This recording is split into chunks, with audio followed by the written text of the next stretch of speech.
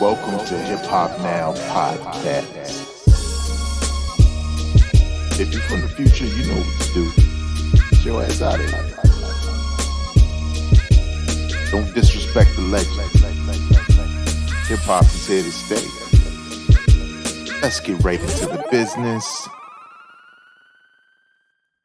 What up, y'all? I am your host, Vegas, and this is Hip Hop Now Podcast, a podcast specifically designed to keep you caught up on all things hip hop, music, and culture that happened throughout the week. Big shout out to the subscribers, the supporters of this podcast in audio form first.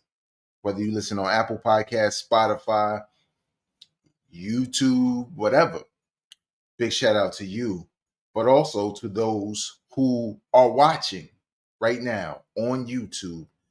We are 100 subscribers away from the annual goal, not the annual, but this year's goal of 5,000 subscribers, which is crazy because at one point I was at like 230 trying to get to 500, and now ahead of schedule, we are 100 subscribers away. So first and foremost, shout out to everybody who helped to make that happen. Again, whether you watch this weekly show or you like our live streams or special episodes or the shorts that I frequently post. And for those who, aren't aware, essentially, I do the same thing on Instagram as far as the shorts.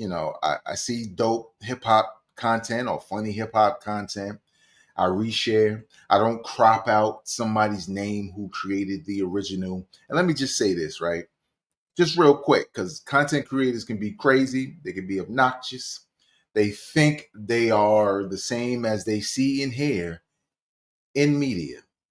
Some of you are, some of you are not. Anybody getting upset because they posted, let's just say, a hip hop video from the past and they tagged it with their tag, you are not the sole proprietor of that content.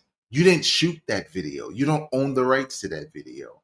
You did what I could do. We all can go to Vivo or whatever it is and pick a classic album and type some words over it like, remember this, y'all, and put my tag on it. It does not belong to me. So my way of sharing the content wealth is I don't crop out nobody's, imprints or anything like that because I saw it on their page. I thought it was dope. I felt like I should share it with others. Now, when I create my original content, okay, now we're talking. So that was that. But for those who are keeping score here on Hip Hop Now podcast for years now, because 2025 is my 9th year of doing this podcast, right? I don't do interviews. And there's a big reason why I don't do interviews because everybody does interviews. And I didn't see a point for you to see me interview somebody who you've already watched on Math Hoffa's podcast, on Drink Champs, on somebody else's podcast. Like, it's a chase, and a lot of times the conversations are exactly the same. Obviously, my questions could be different, making for a better and a different, maybe not better, but just a different interview. But I don't want to play that game. Some people are getting paid for the interviews. More power to you. I ain't got no money for you, fam. But what I do have is a special set of skills that I've acquired as a Morgan State University alumni who has been doing radio since I was still in class on the FM dial, not the student station. No. So I am looking, and I tested it last year, and I think, was it last year? I guess so. I think that was last year or early this year, whatever it was.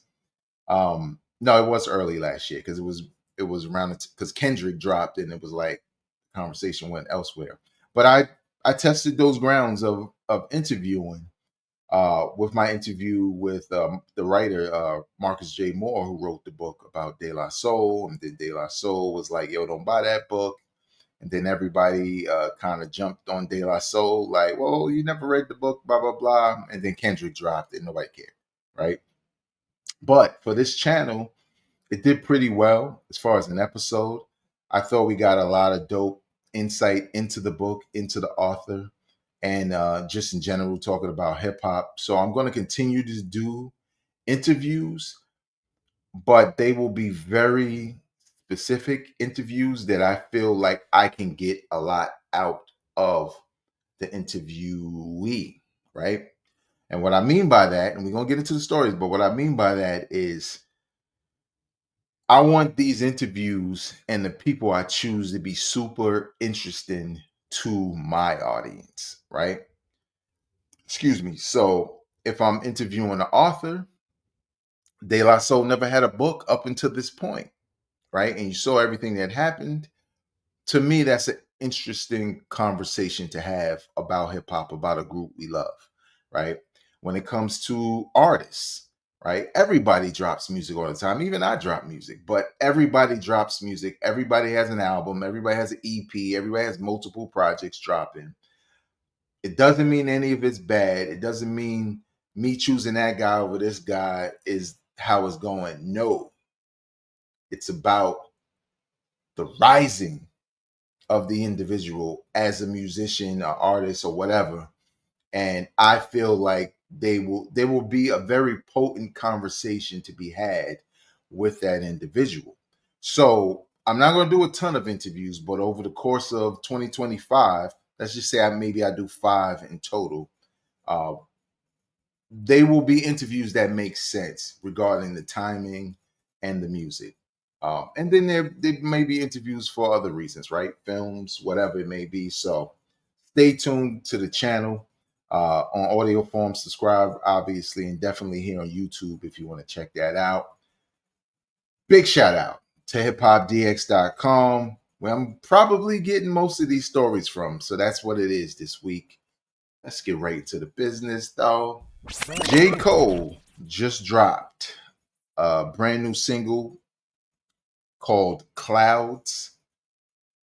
For those who aren't watching this on YouTube, the C in the word cloud is small and the S at the end, clouds, is small, lowercase also, but loud is all uppercase, which is pretty dope to look at.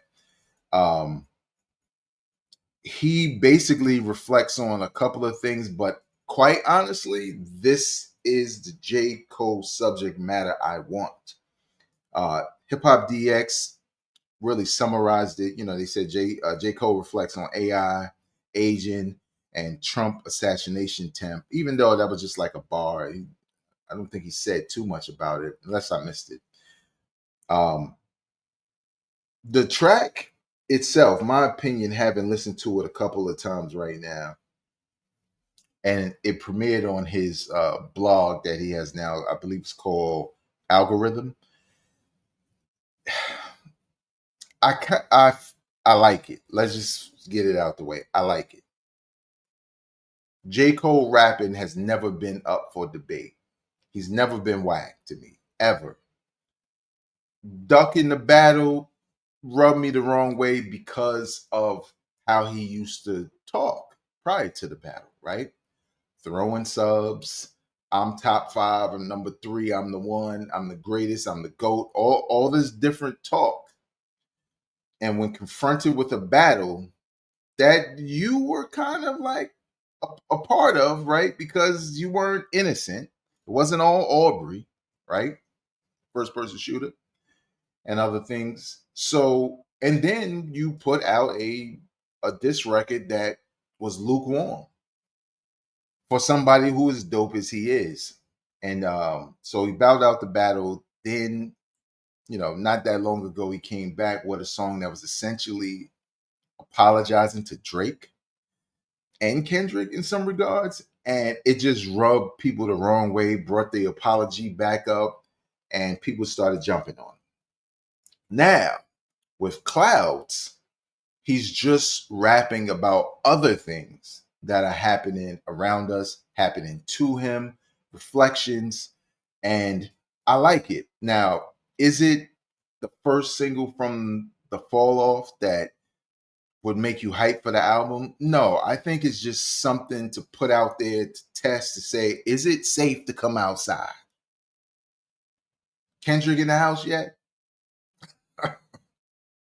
You know what I'm saying? Like but to me, it's about timing, right? Same thing with Drake. He dropped that album with what's his name, Party Next Door. I think I was calling Playboy Cardi before.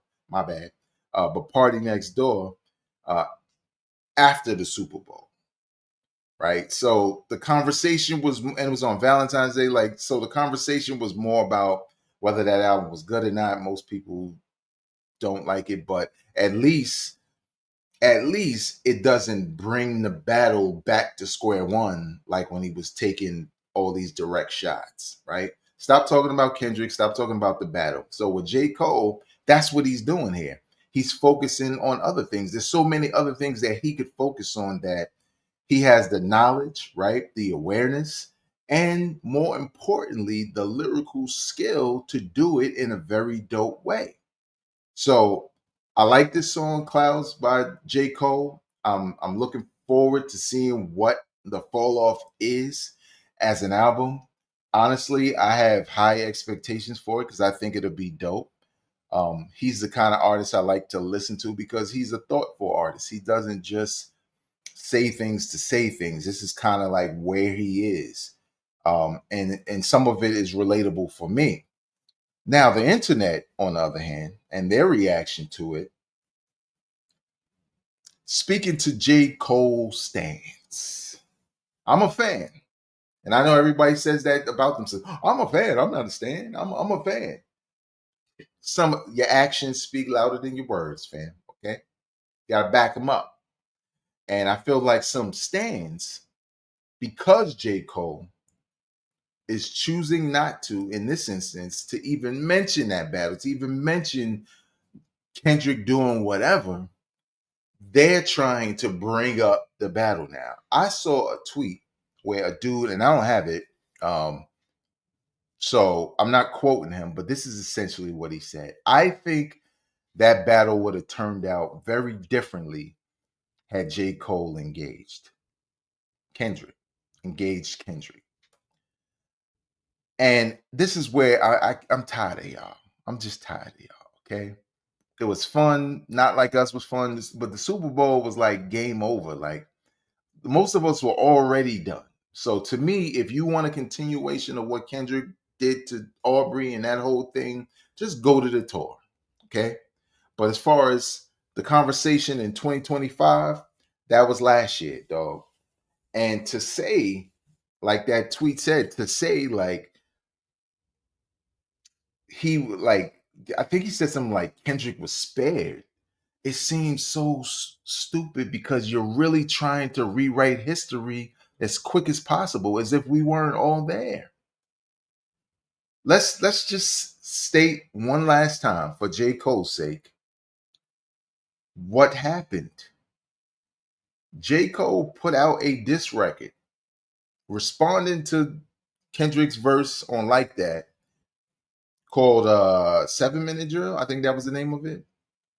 And most people thought it was mid, especially because he was saying things about Kendrick's music that most people disagree about, right? Now, don't get me wrong, there's a lot of people who don't even like Kendrick, let alone, they don't like anything beyond Good Kid, Mad City, or it's Good Kid, Mad City and Damn, right? Who thought Mr. Morale and the Big Steppers wasn't good. Like, it's all hype.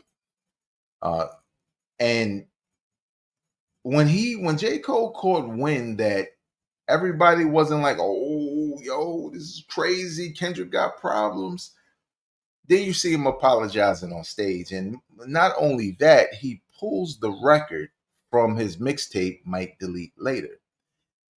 Now, we all heard it. It happened. You might as well have left it there, but I get it. He said he didn't want to go at his brother. So my thing is, you can't say what a guy would have done when he ran from the fight. If he ain't run,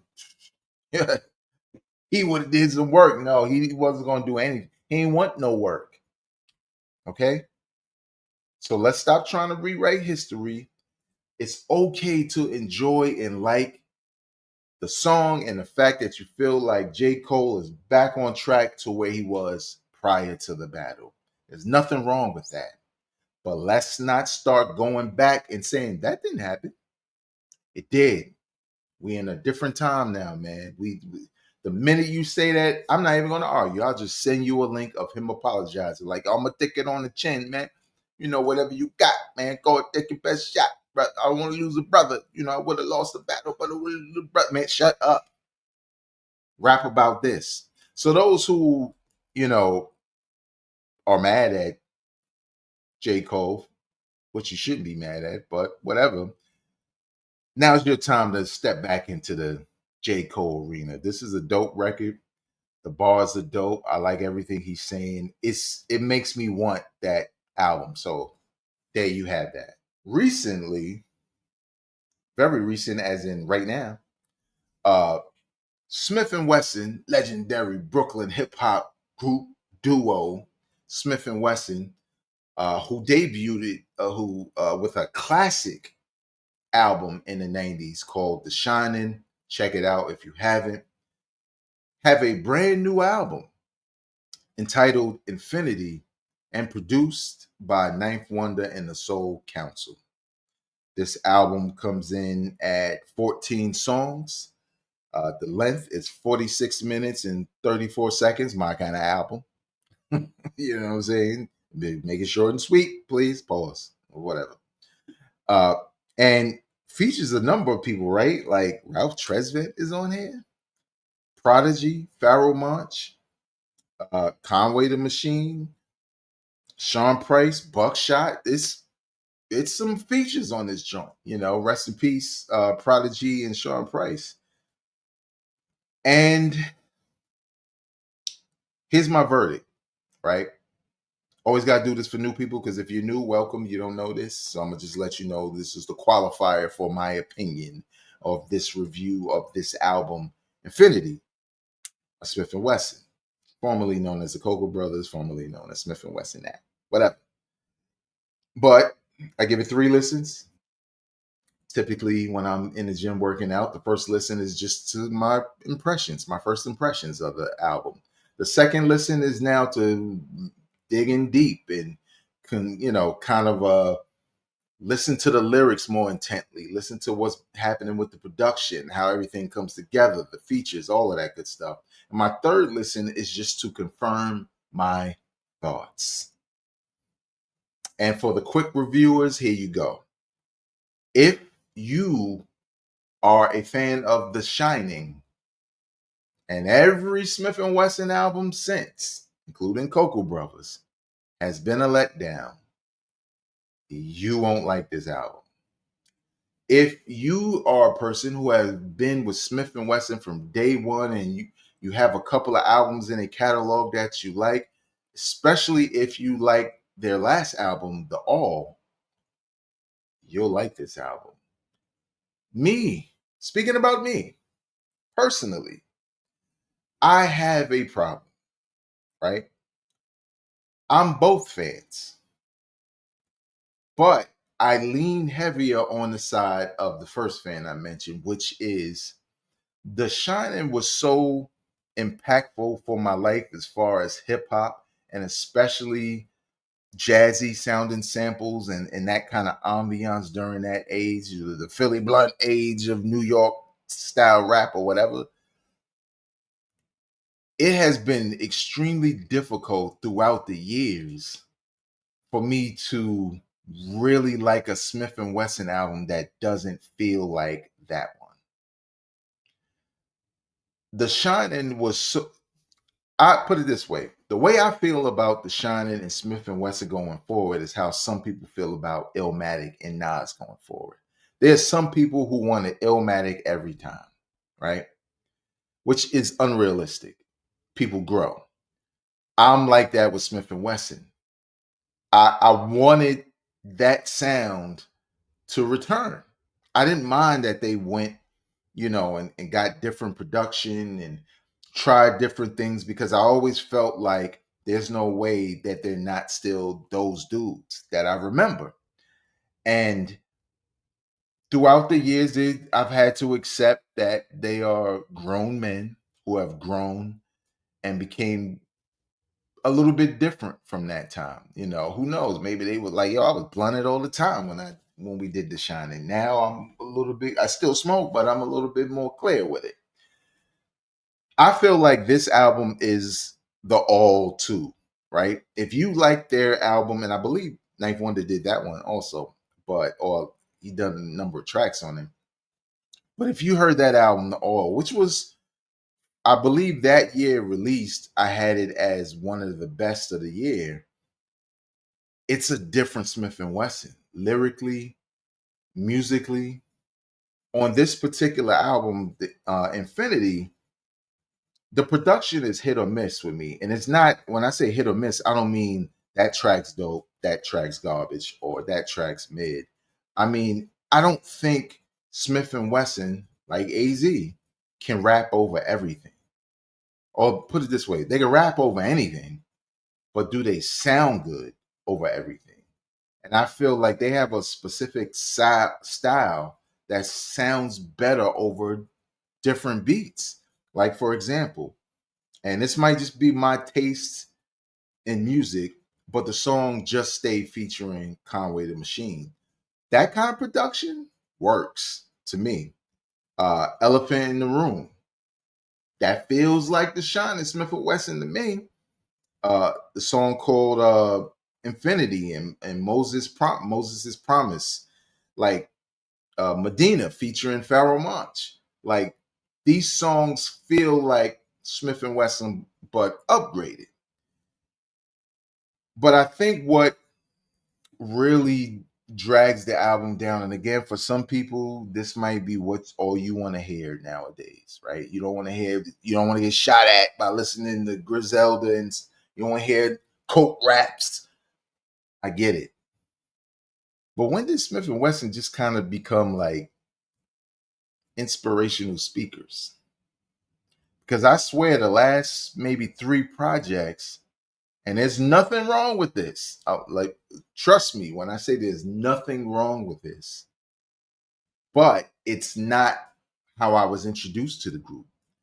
And sure, they were much younger and, talking about some of those things, maybe they've moved on from that. Sure. But in some cases on this album, no, they say some of the same things, right? It's just different. But I just don't identify that with this group. And I don't feel like musically it's so good that I can accept that, oh, they're just different now. And I've heard a number of albums where, especially the All, where they were kind of on that, like, yo, we older and want peace and church and black eminence, and I'm with it. But it's just something about what Smif-n-Wessun represents when you hear their name. So I said all that to say, I still think so far in 2025, it is one of the better albums because it's not a bad album at all.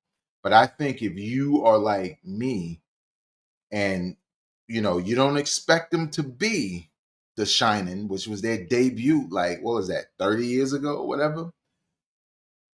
That's par for the course for anybody, right? Prince in his later years, he wasn't making albums he was making when he was younger, not at all. Lyrically, musically, none of that. But that's the reason why most fans from those times didn't really check for some of that stuff. Same thing with Stevie Wonder. We know Stevie Wonder's the GOAT, but that's because we keep spinning the same albums from the 70s. Stevie's released way more than that, after the 70s.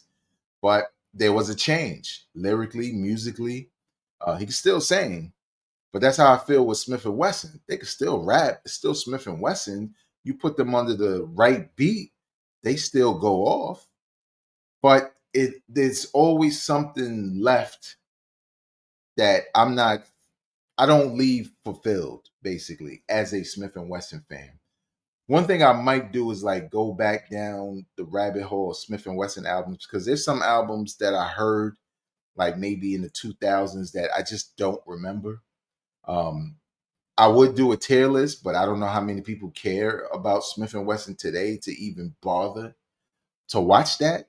But I think it would be interesting because again, they released a number of albums, and honestly, I don't feel comfortable calling a catalog mid or whack, or except for the one album, because I don't remember most of it. But I know what they have now is good enough for newcomers to Smif-n-Wesson's catalog, but for old heads like me who kind of want that beat miners jazzy influenced Smith and Wesson situation, they could even still almost talk about some of the same stuff.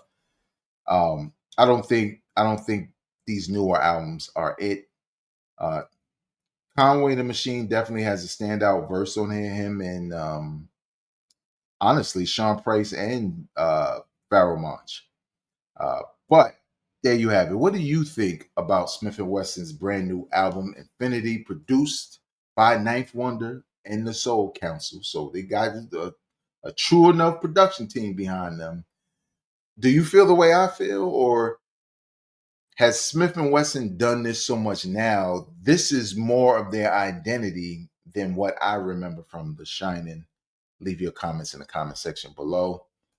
And lastly, so Hip Hop DX did basically a top 10 list of the Alchemist 10 best collaborative albums ranked.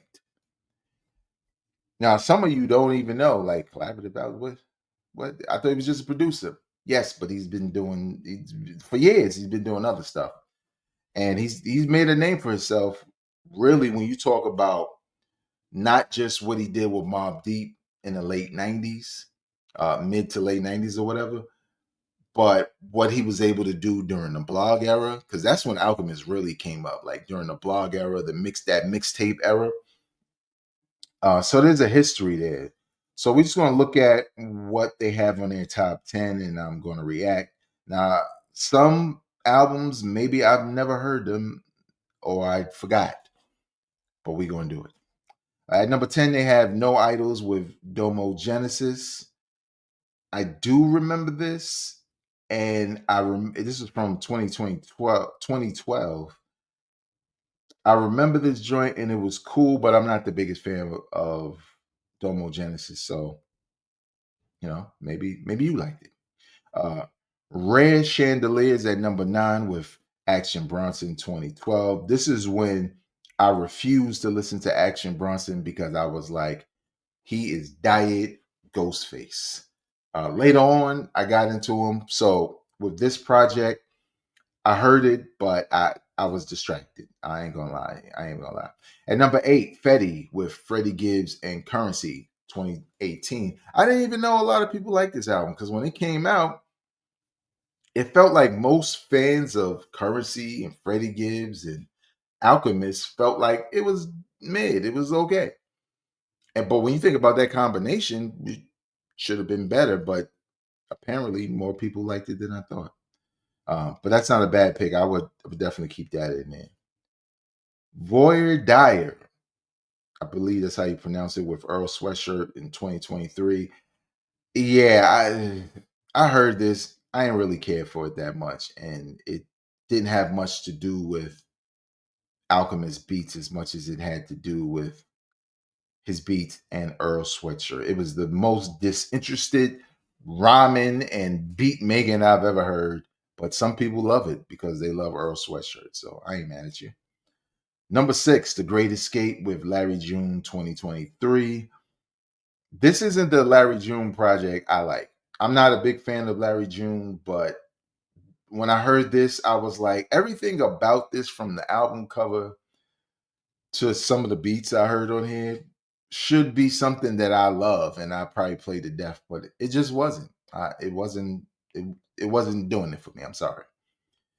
Larry June is an acquired taste. Just know that. Don't just, why you ain't like that, dog. How am I going to be interested if he sounds disinterested?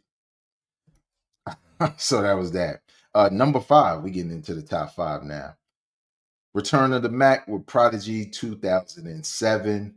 I agree with this, but there's another project that I think either should have replaced this or at least been on this list with it. Uh, if they were keeping it down to one per collaborator, then I get it. Uh, Return of the Mac was dope, but I think Albert Einstein is better. Number 4, The Price of Tea in China with Bodie James 2020. Nah, B. I get it. This this disinterested style of rapping is in for the underground heads, right? Earl Sweatshirt, Larry June, Bodie James. And they'll try. One dude's like, I like the slick talk, but I'm not hearing slick bars like that. I'm hearing like you can quote a bar from them, but most of the time it's like, oh, I picked up my hat. Where am I going? I'm gonna put my hat back down. Where are you going? Like, dog, that's not bars. Just say you like his flow and you like these beats. It's a mood, it's a vibe. I get that part of it. I get that part of it. I'm not going to deny you on that. But don't convince me that they rapping and they bar. No, sorry. But a lot of people like that joint, so it doesn't matter if I liked it. The Elephant Man's Bones with Rock Marciano in 2022. Man, I swear I'm not hating on this list. Y'all know I'm not the biggest Rock Marcy fan. I like what I like from him. Don't get me wrong. And unlike the other people I mentioned, he does have bars. Occasionally, he will have bars, more so in his early days than now. And when I heard this project, I was trying my best to like it. I might listen to this joint like 10 times, just trying to like, yo, what if, let me just vibe out. Let's hit press play. Nah, this wasn't it. And I like the production. Definitely on this one. Um, but it wasn't that great to me. But it's considered to be one of the better projects from Rock Marcy and Alchemist. So I'm not mad at it being number 3. Number 2, Covert Coup with Currency 2011. Now we talking. Production wise, Alchemist was in his bag.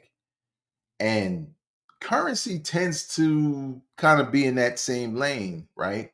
Everything with him is being high, but at least he's saying it, okay? So he's not disinterested, he's just high, right? And I felt like Currency was spitting. That's why they call him spitting. I felt like he was spitting. His energy was different. For most Currency projects, they don't typically sound like this, right? But this is the bag he can get in, and this is definitely top 3. So I don't disagree. Now let's see what number 1 is. Well, I should have known. Now, number 1 is Alfredo with Freddie Gibbs 2020. When I first heard this project, I was a little disappointed because of the beats. Freddie Gibbs don't miss when it comes to the rhyming, but the beats, it was everything was so low key. It was like the Bodie James and the Larry Junes. It was like really and the Earl Sweatshirts. It was really drab. But then over time, the more I listened to it, and especially after that year, I was like, nah, man. I mean, Freddie Gibbs doesn't have to stay in the same pocket in order for me to like this project. You know what I'm saying? I felt like Alchemist was pairing them with beats that could have been better because my expectations were for something better than what we got.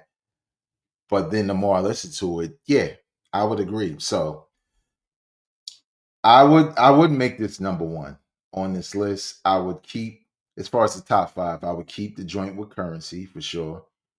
I would add number 3. I think the Rock Marcy joint, I would take it out. I mean, it could stay in the top 10, but I would take it out. Maybe that's where I would add Prodigy and the Albert Einstein joint. I believe Alchemist did all the beats on there, if I'm not mistaken. Bodie James, yep, you're definitely coming out. I honestly like the Larry June project that I didn't care for that much more than this. I'd be more willing to bring that into the top 5, and then the Return of the Mac with Prodigy, still dope. Let me just see if there was something else on the list that I would move up. I think I would move up Fetty to the top 5, which just shows like my favorite collaborators with Alchemist are Prodigy, Freddie Gibbs, and Currency. Right? So there you have it. What would you have in your top 10 collaborative albums by Alchemist? Does it include any of these artists? Would you shuffle the list around? Is there some project that's missing? Leave your comments in the comment section below. I read them, I share them, I like them. I respond to them. And please remember, we are on the road on YouTube. We only need 100 more subscribers to hit 5,000 subscribers for the year. If we hit 5,000 subscribers within February, I'm bumping the target to 10,000 subscribers. Why not? Also, please know, if you don't want to watch the videos, you don't want to see what I got to say, you don't want to see what I have to say, but you don't mind listening, this podcast is available on audio form wherever you get your podcasts, whether it's Apple Music, Spotify, Tidal, all that good stuff is everywhere. Also, check out the other videos on the channel. I'm pumping out videos every week, and obviously this is the weekly news channel, but I also have done episodes of That Time in Hip Hop with Tony from Into the Dome podcast, most recently about the blog era. Like I said before, I did an interview with Marcus J. Moore about the De La Soul book. Check out that interview if you really want the real insight into his thought process and his love for his favorite group, De La Soul. And amongst every other episode of something I've done, reactions to K-Dot at Super Bowl, all that good stuff. So, do us a favor, subscribe, and remember, I am not a critic, I'm a fan. Peace.